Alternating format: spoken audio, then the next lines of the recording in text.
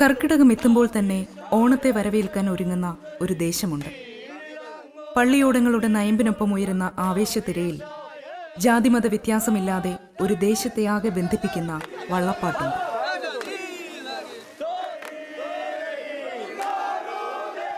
നർമ്മവും സംഗീതവും സമൃദ്ധമായ വിഭവങ്ങളും ഇടചേരുന്ന വള്ളസദ്യയ്ക്ക് പിന്നിൽ ദേശത്ത് ഒരാൾ പോലും വിശന്നിരിക്കാൻ പാടില്ല എന്ന മഹത്തായ ദർശനമുണ്ട്. ഇതിനെല്ലാം കൂട്ടിച്ചേരാൻ ദേശക്കാരുടെ നായകനായ അവരുടെ സ്വന്തം തിരുവാറന്മുളയപ്പനുമുണ്ട്.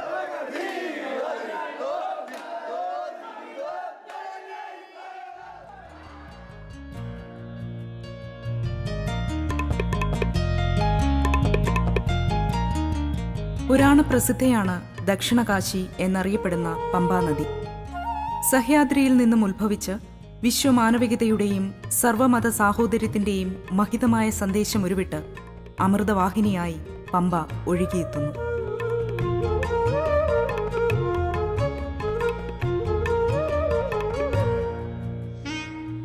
പമ്പാ നദിയുമായി ബന്ധപ്പെടാതെ ആറന്മുളയ്ക്കൊരു ചരിത്രമില്ല. ഒട്ടേറെ ഐതിഹ്യങ്ങളും ചരിത്രകഥകളുമായി ഒഴുകിയെത്തുന്ന ഈ വനകല്ലോലിനി പകർന്നു നൽകുന്ന സാംസ്കാരിക സമന്വയ ഭാവം ആറന്മുളയിൽ എങ്ങും നിറഞ്ഞു നിൽക്കുന്നു.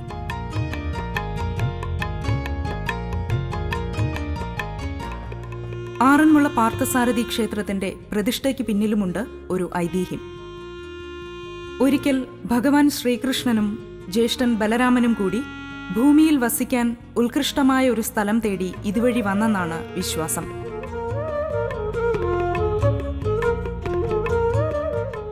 ഭഗവാൻ താഴുകൂട്ടിൽ നിന്ന് തിരിച്ചു ചേട്ടനും അനിയനും ബലഭദ്രനും ഭഗവാനുമായി പമ്പയുടെ ഇടത്തേ സൈഡായി കൂടെ വന്നേ.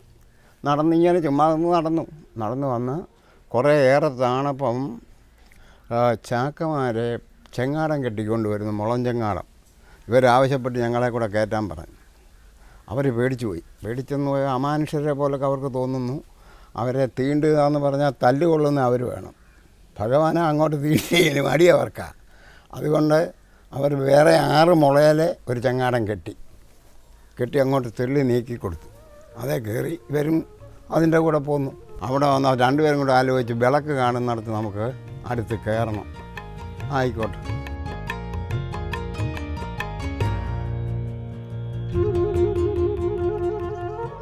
വിശന്നു വലഞ്ഞു വന്ന സഹോദരന്മാർക്ക് മാടത്തിലെ വൃദ്ധയായ സ്ത്രീ ഭക്ഷണവും വിശ്രമസ്ഥലവും നൽകി. ഇവിടെ ഇവർ താമസിച്ചിരുന്ന ചെറുമാടം ഇന്ന് വിളക്കുമാടം പ്രതിഷ്ഠയായി മാറി. ഇന്നും കൊടിയേറ്റുനാളിൽ ആറന്മുളയപ്പൻ ഇവിടെ എഴുന്നള്ളി എത്താറുണ്ട്. അനന്തരം ഇരിക്കാൻ ഉചിതമായ സ്ഥാനം അന്വേഷിച്ച് കിഴക്കോട്ട് നടന്ന ബലരാമൻ ഇന്ന് ക്ഷേത്രം സ്ഥിതി ചെയ്യുന്ന സ്ഥലത്തെത്തി. ശ്രീകൃഷ്ണനും ബലരാമനും 6 മുളയുള്ള ചങ്ങാടത്തിൽ വന്നതിനാൽ ഈ ദേശം ആറന്മുള ആയെന്നാണ് ഐതിഹ്യം. ഭഗവാൻ ജ്യേഷ്ഠനെ കാണാതിരുന്നപ്പോൾ അന്വേഷിച്ച് കിഴക്കോട്ട് നടന്നു ചെന്നപ്പോൾ അവിടെ ഒരു സ്ഥാനത്ത് ജ്യേഷ്ഠൻ ബലഭദ്രരാമൻ ഇരിക്കുന്നതായിട്ട് കണ്ടു. ആ സ്ഥാനമാണ് ഇന്ന് കുഴിയമ്പലം എന്ന് അറിയപ്പെടുന്നത്. ഭഗവാൻ ശ്രീകൃഷ്ണൻ ഉടൻ തന്നെ അതിന് പരിസരത്ത് തന്നെ താനെ ഒരു രാത്രി കൊണ്ട് ഒരു വലിയ ഉണ്ടാക്കി അവിടെ അദ്ദേഹത്തിന് ഇരിക്കാനുള്ള ഇരിപ്പിടം ഉണ്ടാക്കിച്ചു എന്നാണ് ഞങ്ങൾ വിശ്വസിക്കുന്നത്. ഒരു രാത്രി കൊണ്ട് മഹാക്ഷേത്രം പണിഞ്ഞു എന്ന് പറയുമ്പോൾ പെട്ടെന്ന് നിങ്ങൾ വിചാരിക്കും അതെങ്ങനെയാണ്. 16,008 ഭൂതഗണങ്ങളാണ് ക്ഷേത്ര നിർമ്മാണത്തിന് ഉണ്ടായിരുന്നതെന്നാണ്. 5ാം ഉത്സവം കഴിഞ്ഞ് കണ്ട് ഈ ഭൂതങ്ങളെ വിളിച്ച് വരുത്തി വെച്ചാൽ അതുങ്ങളെ ആരും കാണിക്കാതെ ആവശ്യം പോലെ പക്ഷേ അതും ഭൂതം മൂട്ടി അതുങ്ങളെ തൃപ്തിയായിട്ടാണ് ഈ തിരിച്ചു പോകുന്നത്. അതെല്ലാ വർഷവും. അതുവരെ ഇവർക്ക് ജോലി കൊടുക്കണം. ഈ ജോലി തീർന്നു കഴിഞ്ഞാൽ നിങ്ങൾക്ക് അടുത്ത ജോലി കൊടുത്തില്ലേ അതുങ്ങൾ. അപ്പോൾ അതിന് പറഞ്ഞ് ഭഗവാൻ പറഞ്ഞു കടലിൽ പോയി തിര എണ്ണിക്കോളാൻ. ആ തിര ഇന്നും അടിച്ചുകൊണ്ടിരിക്കുക, അവരെണ്ണി തീർന്നിട്ടില്ല. അതിനിപ്പോൾ ആണ്ടിലൊരിക്കൽ വിളിച്ചാണ് ഇവർക്ക് ഈ ആഹാരം കൊടുക്കുന്നത്. അവർ കൊടുത്ത ഭഗവാൻ കൊടുത്ത ജോലി ഇന്നും ചെയ്തുകൊണ്ടിരിക്കുകയാണ്. നാളെയും ചെയ്യുമെന്ന് നമ്മൾ വിശ്വസിച്ചിരിക്കുകയാണ്. ആ ഭൂതമൂട്ടെന്ന് പറയുന്നത്.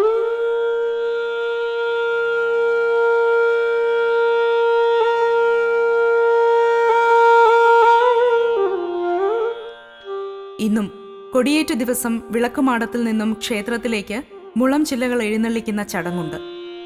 ക്ഷേത്ര നിർമ്മാണത്തിന് 6 നിന്നും ഭൂതഗണങ്ങൾ മണ്ണെടുത്തു എന്ന് കരുതുന്ന ഇടം മാരാമണായി. കൊട്ടയിൽ നിന്നും മണ്ണ് എടുത്തു തട്ടിയ ഇടം കൊട്ടതട്ടിമാലിയായി. കിഴക്ക് ദർശനമായിട്ടാണ് ക്ഷേത്രം നിർമ്മിച്ചിരിക്കുന്നത്. വടക്കേ ഗോപുരത്തിൽ നിന്നും 57 കൽപ്പടവുകൾ താഴേക്കിറങ്ങിയാൽ പമ്പയായി. മഹാഭാരത യുദ്ധത്തിനിടയിൽ ആയുധമെടുക്കില്ല എന്ന തന്റെ ശപഥം വിസ്മരിച്ച് ശ്രീ സുദർശന ചക്രവുമായി ഭീഷ്മരെ നേരിടുന്ന കൃഷ്ണന്റെ പാർത്ഥസാരഥി സങ്കല്പത്തിലാണ് തിരുവാറന്മുളയിലെ ക്ഷേത്രപ്രതിഷ്ഠ. അർജുനനാണ് ഈ പ്രതിഷ്ഠ നടത്തിയത് എന്നാണ് സങ്കല്പം. വടക്കേ നടയിൽ കീഴ്ത്രിക്കോവിൽ കുഴിയമ്പലം ജ്യേഷ്ഠൻ ബലരാമന്റെ പ്രതിഷ്ഠയാണ്. ഓണക്കാലത്തെ തിരുവോണത്തോണിയുമായി ബന്ധപ്പെട്ട് ബാലഗോപാലന്റെ കുസൃതി കഥയിൽ നിന്നാണ് ആറന്മുള വള്ളംകളിയുടെയും വള്ളസദ്യയുടെയും തുടക്കം. ഇപ്പോൾ കുമാരനെല്ലൂർ താമസിക്കുന്ന മങ്ങാട്ട് ഭട്ടതിരി പണ്ട് അവർക്ക് കരമഴ ഒഴിവായി കിട്ടിയിരുന്ന കാട്ടൂർ, ഇവിടുന്ന് ഒരു 8 കിലോമീറ്റർ കിഴക്ക് മാറിയുള്ള കാട്ടൂർ എന്ന സ്ഥലത്തായിരുന്നു താമസം. അപ്പോൾ അവിടുത്തെ കാരണവന് എല്ലാ തിരുവോണനാളിലും ഒരു ബ്രാഹ്മണ ബാലന് കാലുകഴിച്ചൂട്ട് നടത്തിയിട്ടേ ആഹാരം കഴിക്കുകയുള്ളൂ. അങ്ങനെ ഒരു വർഷം അതിനല്ലാതെ തയ്യാറാക്കിയിട്ട് കാത്തിരുന്നിട്ട് ഒരു ബ്രാഹ്മണ ബാലനെയും കണ്ടില്ല. അപ്പോൾ അങ്ങേരെ വളരെ വിഷമിച്ച് ഇല്ലത്തിൻ്റെ തെക്കേ തന്നെ വന്ന് നിന്ന് പടിഞ്ഞാട്ട് നോക്കി, എൻ്റെ തിരുവാറന്മുളയപ്പോൾ എൻ്റെ വഴിപാട് സ്വീകരിക്കാൻ ഇക്കൊല്ലം ആരുമില്ലല്ലോ എന്ന് വളരെ ദയനീയമായിട്ട് വിലപിച്ചു. പെട്ടെന്ന് എവിടുന്നോ ഒരു ബ്രാഹ്മണ ബാലൻ അവിടെ കയറി വന്നു. അദ്ദേഹത്തിന് സന്തോഷമായി. കുളിച്ചു വരാൻ പറഞ്ഞു. വന്നു. ഉചിതമായിട്ടുള്ള ഊണ് കാലുകഴിച്ചൂട്ട് നടത്തി. ആ രാത്രിയിൽ അദ്ദേഹത്തിന് സ്വപ്നമുണ്ടായി, ഉച്ചയ്ക്ക് വന്നത് ഞാനിപ്പോൾ തിരുവാറന്മുളയാണ് താമസം. എല്ലാ കൊല്ലവും ഇവിടെ വന്ന് അങ്ങയുടെ ആതിഥ്യം സ്വീകരിക്കാൻ ബുദ്ധിമുട്ടുണ്ട്. അതുകൊണ്ട് എനിക്ക് ചിങ്ങമാസത്തിലെ തിരുവോണ ദിവസത്തേക്ക് വേണ്ട ചെലവുകളെല്ലാം അങ്ങയുടെ ചുമതലയിൽ ആറന്മുള എത്തിക്കണം, ക്ഷേത്രക്കടവിൽ എത്തിക്കണം. ഓണക്കാലത്ത് കുമാരനെല്ലൂരിൽ നിന്ന് ആറന്മുളയ്ക്ക് യാത്ര തിരിക്കുന്ന മങ്ങാട്ട് ഭട്ടതിരി മീനച്ചിലാർ, കൊടൂരാർ, വേമ്പനാട് കായൽ, അച്ചൻകോവിലാർ, പമ്പാ നദി വഴി 30 മണിക്കൂർ യാത്ര ചെയ്ത് കാട്ടൂരെത്തും.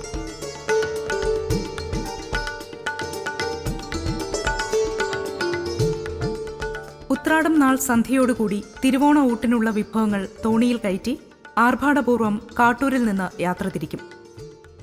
ഇത് തിരുവോണനാൾ അരുണോദയത്തിൽ ആറന്മുള ക്ഷേത്ര മതിൽക്കടവിൽ എത്തിച്ചേരുന്നു.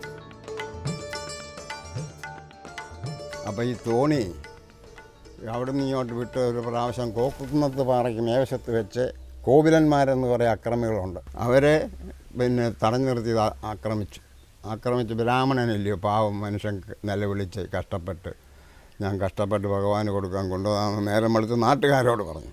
നാട്ടുകാരെല്ലാം നായർമാർ വടക്കിന് മിടുക്കന്മാരെ. അവർ ഉടനെ തന്നെ കൂടി ഒരു വള്ളമുണ്ടാക്കി. അത് രൂപകൽപ്പന ചെയ്തിരിക്കുന്നത് പോലും ശത്രുവിനെ നേരിടാനായിട്ടാണ്. മുൻവശം ഇങ്ങനെ ഇടിച്ച് കയറത്തക്ക പോലെ കൂർത്തും അമരത്തെ ശത്രുക്കൾ ദൂരെ നിന്ന് വന്നാൽ കാണാനായിട്ട് കിളന്നു. തിരുവോണത്തോണിയുടെ സംരക്ഷണത്തിനാണ് 51 കരയുടെയും വള്ളങ്ങൾ തോണിയെ അനുഗമിച്ച് തുടങ്ങിയത്. ഇതാണ് ഇന്നത്തെ ആറന്മുള വള്ളംകളിയുടെ തുടക്കം.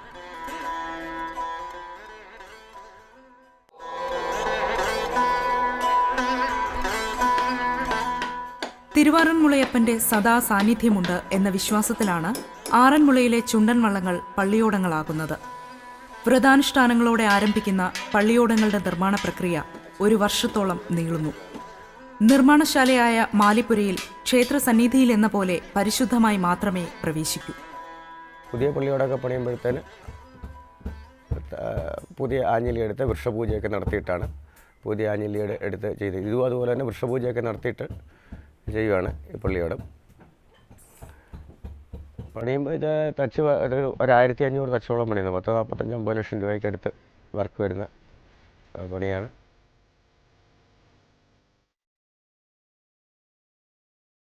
120ഓളം അടി നീളമുള്ള പള്ളിയോടത്തിൽ ഏകദേശം 110ഓളം തുഴക്കാരും ഉണ്ടാകും.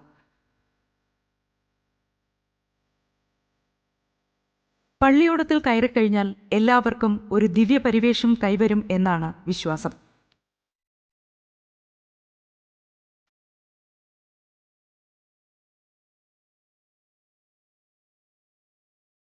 വള്ളപ്പാട്ട് പാടുന്ന സ്ഥലമാണ് ഈ കാറ്റുമറ എന്ന് പറയുന്നതിന്.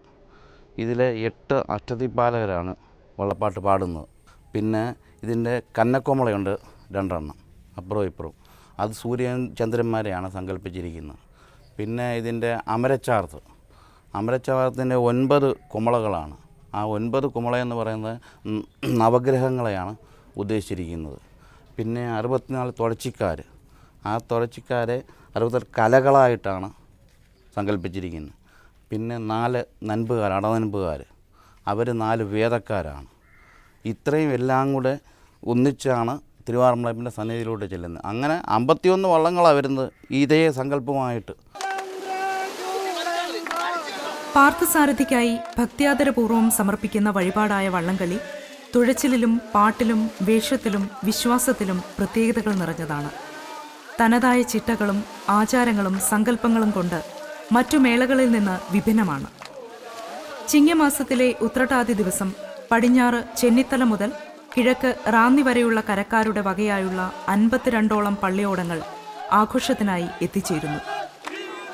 ഒന്നിലധികം വള്ളങ്ങളുടെ ബാച്ചുകളായി സത്രക്കടവിൽ നിന്നും കിഴക്കോട്ട് പരപ്പുഴ വരെ പാരമ്പര്യത്തിന്റെ പ്രൗഢഗാംഭീര്യത്തോടെ പാടിക്കളിച്ചുള്ള ജലഘോഷയാത്ര നടക്കും.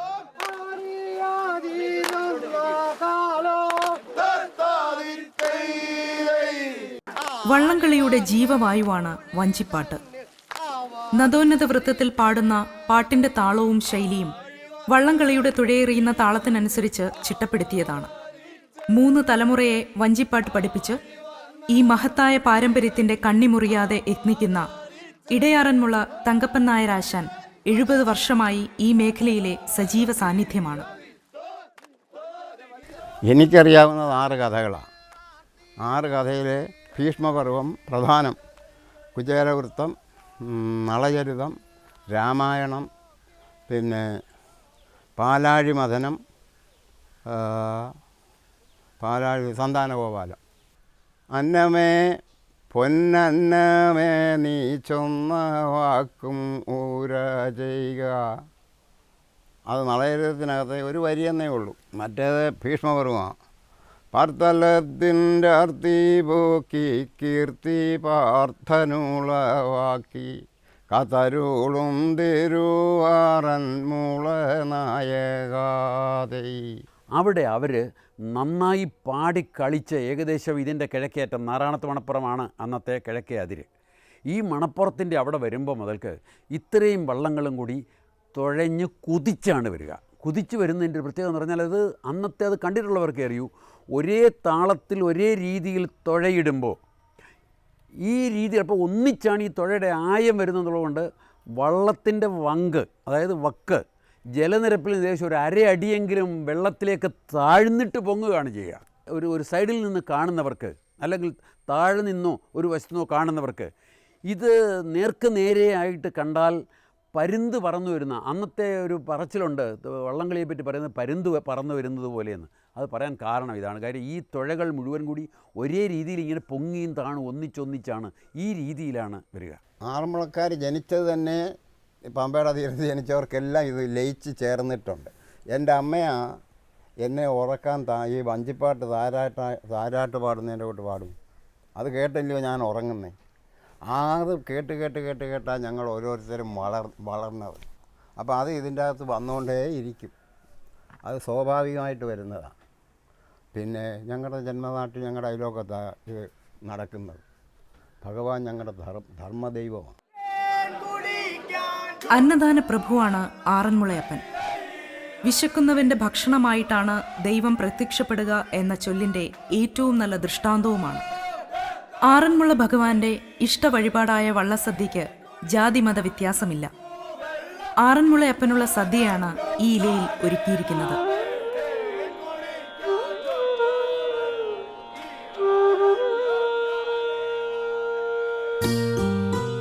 തുഴച്ചിലുകാരോടൊപ്പം ഭഗവാൻ സദ്യയുണ്ണാൻ പള്ളിയോടത്തിൽ എഴുന്നള്ളി വരുമെന്നാണ് വിശ്വാസം. അതുകൊണ്ട് തന്നെ അമ്പലത്തിൽ പൂജിച്ച മാല ചാർത്തി ഭക്തി നിർഭരമായ അന്തരീക്ഷത്തിലാണ് വള്ളം പുറപ്പെടുന്നത്.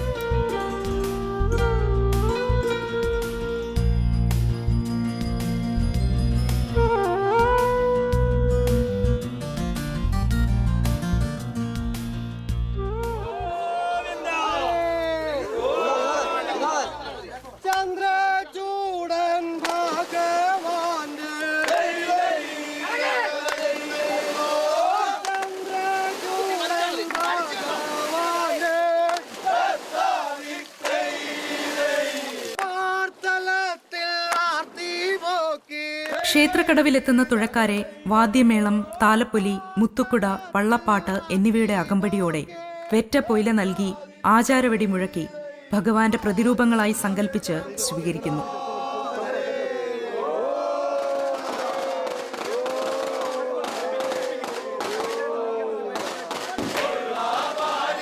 പിന്നീട് ക്ഷേത്രത്തിന് വലം വെച്ച് ക്ഷേത്രനടയിലെ ചടങ്ങുകൾക്ക് ശേഷം സദ്യക്കിരുത്തുന്നു.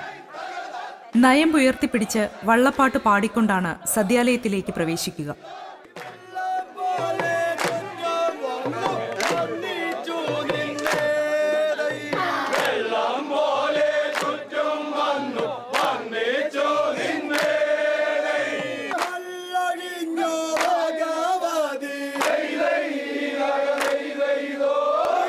ഏകദേശം 45ഓളം വിഭവങ്ങൾ വള്ളസദ്യയ്ക്ക് വിളമ്പും. ചോറ് വിളമ്പാനുള്ള വാഴയില മുതൽ മോര് വരെ കരക്കാരിൽ ഒരാൾ ശ്ലോകങ്ങളിലൂടെ പാടി ആവശ്യപ്പെടുമ്പോൾ കൂടെയിരിക്കുന്നവർ അതുകൊണ്ടുവാ എന്ന് വിളിച്ചു പറയും. ഇത് സദ്യയുടെ രസകരമായ കാഴ്ചയാണ്.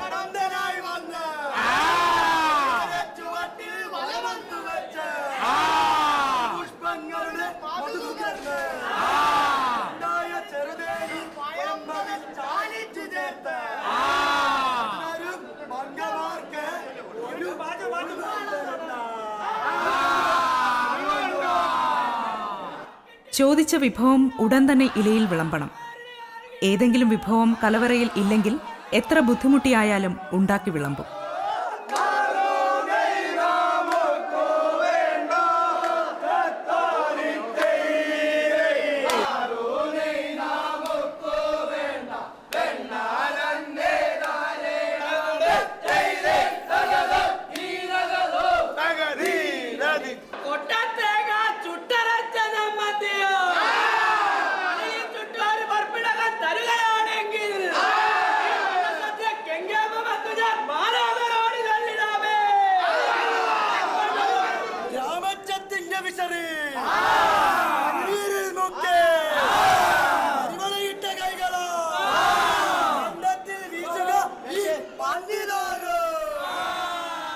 ഈ പ്രാവശ്യം ഞാനാണെങ്കിൽ ഈ സമയമായപ്പോൾ ആഫ്രിക്കയിലായിരുന്നു. അവിടുന്ന് എങ്ങനെയെങ്കിലും, അതായത് നമ്മുടെ വള്ളത്തിനും വള്ളംകളിക്കും വേണ്ടി നാട്ടിലെത്തണമെന്നുള്ള തിരുവാറന്മുളയപ്പനോട് പ്രാർത്ഥിക്കുകയും എങ്ങനെയെങ്കിലും എത്തിച്ചേരാൻ ഞാൻ മാക്സിമം ട്രൈ ചെയ്യുകയും ചെയ്തു. അതെന്തോ ഭഗവാന്റെ അനുഗ്രഹമായിരിക്കാം. അതുകൊണ്ട് ഞാൻ ഇങ്ങനെ നാട്ടിലെത്തി പറ്റി. എന്താണ് ഭഗവാന് നന്ദി. ഇദ്ദേഹം 83കാരനായ സുബ്രഹ്മണ്യൻ മൂസത്ത്.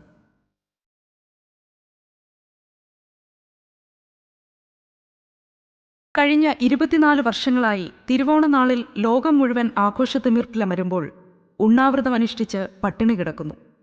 ഈ ചണ്ടാള സ്ത്രീയുടെ പ്രതിഷ്ഠയ്ക്ക് മുന്നിൽ തിരികൊളുത്തുന്നത് ഒരു പ്രായശ്ചിത്തമായാണ്.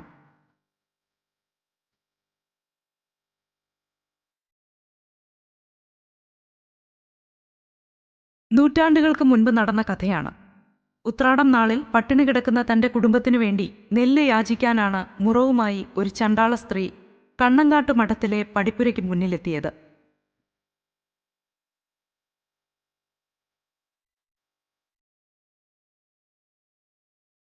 കഠിനമായ കാറ്റിലും മഴയിലുമുണ്ടായ കോലാഹലത്തിൽ ഈ സ്ത്രീ പുറത്തു നിന്നത് ആരും അറിഞ്ഞില്ല. രാത്രി മഴയിലും തണുപ്പിലും അതേ നിൽപ്പ് തുടർന്ന അവർ രാവിലെ ആയപ്പോൾ മഠത്തിനു മുന്നിൽ മരിച്ചു കിടക്കുന്നതാണ് കണ്ടത്.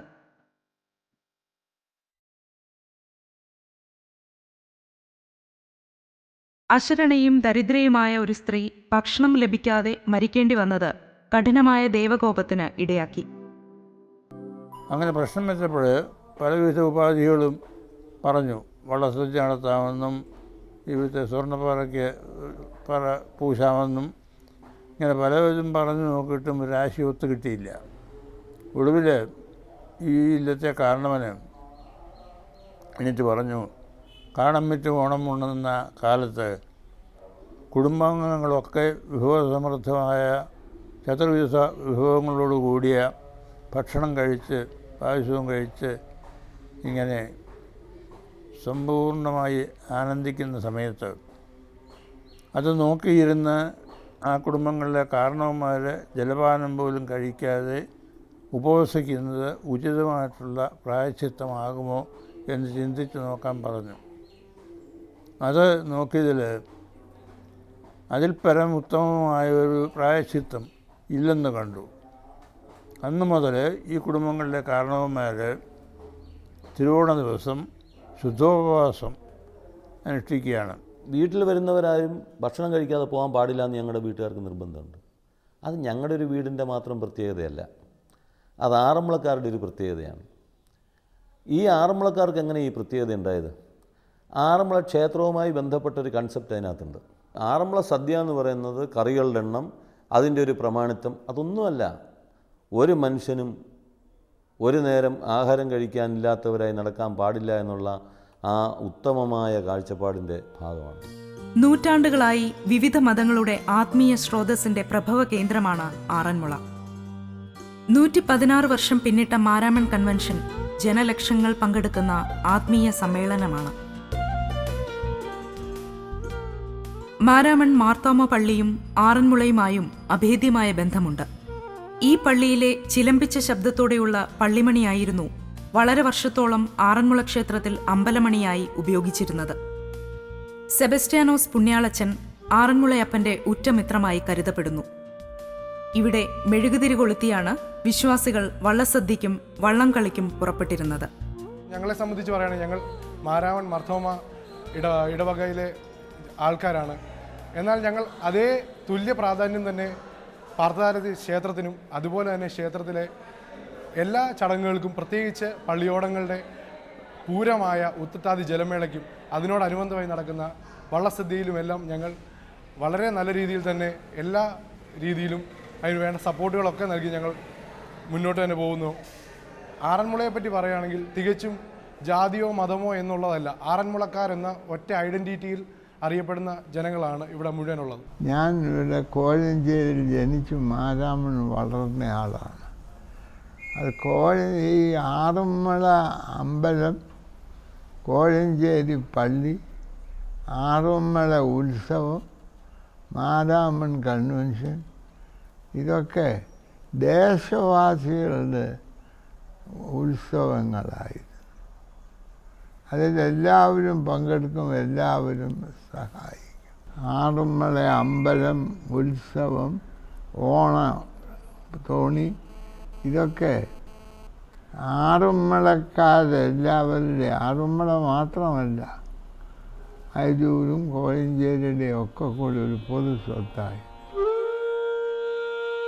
പാരാപ്പുഴ എന്ന ക്രിസ്ത്യൻ കുടുംബത്തിലെ മൂത്ത കാരണവർക്കായിരുന്നു ആറന്മുള ക്ഷേത്രത്തിലെ ഉത്സവത്തിന് തിരിതെളിക്കാനുള്ള എണ്ണ പകരാൻ അവകാശമുണ്ടായിരുന്നത്. തോണി ഇല്ലാതിരുന്നൊരു കാലയളവിൽ തോണിയായി ഉപയോഗിക്കപ്പെട്ടിരുന്നത് ഞങ്ങളുടെ പൂർവ്വന്മാർ ഉപയോഗിച്ച കെട്ടുവള്ളമായിരുന്നു. ആ കെട്ടുവള്ളത്തിലായിരുന്നു തോണി പൂജാദ്രവ്യങ്ങളും മറ്റ് തിരുവാറന്മുളയപ്പന് തിരുവോണ ദിനത്തിൽ കഴിക്കുവാനുള്ള ആഹാര സാധനങ്ങളുമായി കാട്ടൂർ മനയിൽ നിന്ന് ആറന്മുളയിലേക്ക് വന്നുകൊണ്ടിരുന്ന തോണി എന്ന് പറയുന്നത് ഞങ്ങളുടെ കെട്ടുവള്ളമായിരുന്നു ഉപയോഗിച്ചുകൊണ്ടിരുന്നത്.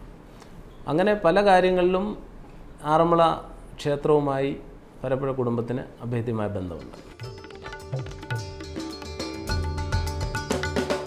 വിഖ്യാത തസ്കരൻ കായംകുളം കൊച്ചുണ്ണി എന്ന മുസ്ലിം ആറന്മുളയപ്പന്റെ വിശ്വസ്തനായ കാവൽക്കാരനാണ്. കായംകുളം കൊച്ചുണ്ണിയുടെ പ്രതിഷ്ഠയുള്ള ഏക ക്ഷേത്രവും ആറന്മുളയിലാണ് ഉള്ളത്. അന്നത്തെ കാലഘട്ടത്തിൽ മത്സ്യത്തൊഴിലാളികളായിട്ടുള്ള ക്രിസ്ത്യാനികൾക്കാണ് ആറന്മുളയിൽ വള്ളമുള്ളത്. കോലേലിപ്പാറ ഉൾപ്പെടെയുള്ള കോഴഞ്ചേരി ഉൾപ്പെടെയുള്ള പ്രദേശത്തെ വള്ളങ്ങളുമായി ക്രിസ്ത്യാനികളടക്കം ഉള്ള ആളുകൾ പോയി ഈ തിരുവോണച്ചെലവ് സാധനങ്ങളെ സംരക്ഷിച്ചു കൊണ്ടുവന്നു എന്നാണ് പഴമക്കാർ പറയുന്നത്. ആറന്മുള ഉത്രട്ടാതി ജലോത്സവം അതുകൊണ്ട് തന്നെ മതനിരപേക്ഷതയുടെ, മതസൗഹാർദ്ദത്തിൻ്റെ, അതല്ലെങ്കിൽ ജാതിമത ചിന്തകൾക്ക് അതീതമായിട്ടുള്ള ഒരു ആരംഭമാണ്, അല്ലെങ്കിൽ അങ്ങനെയാണ് ഇത് തുടങ്ങിയത്.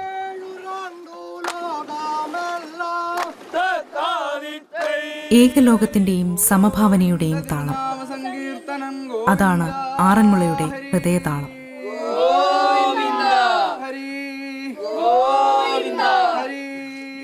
നദിയുടെ ഈ ഓളത്തിലും കാറ്റിലുലയുന്ന പുൽനാമ്പിലും ഈ താളമുണ്ട്.